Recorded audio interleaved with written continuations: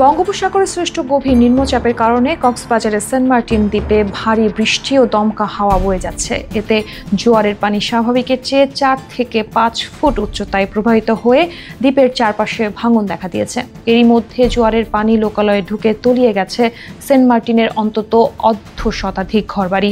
এছাড়া বিধ্বস্ত হয়েছে জোয়ারের আঘাতে ঘাটে নোঙরে থাকা 5টি মাছ ধরার ট্রলার।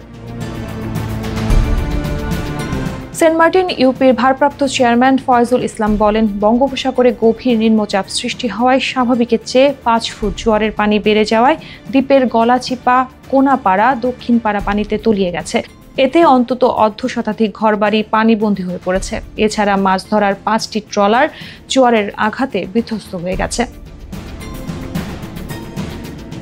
তিনি বলেন, রাতে বাতাস একটু কমেছে, তারপর আমরা হোটেল মোটেলগুলো সহ আশ্রয় কেন্দ্র প্রস্তুত রেখেছি। এছাড়া বিএন স্কুলকে আশ্রয় কেন্দ্র করা হয়েছে। এদিকে 4 দিন ধরে টেকনাফ সেন্ট মার্টিন নৌ চলাচল বন্ধ রয়েছে। এতে দ্বীপের মানুষের মধ্যে নিত্য প্রয়োজনীয় পণ্যের সংকট দেখা দিয়েছে। দ্বীপের মানুষের খুব খারাপ সময় যাচ্ছে। তার উপর সকাল থেকে ঝড়ো বাতাস শুরু হয়েছে। এতে সাগরের পানির উচ্চতা বেড়েছে।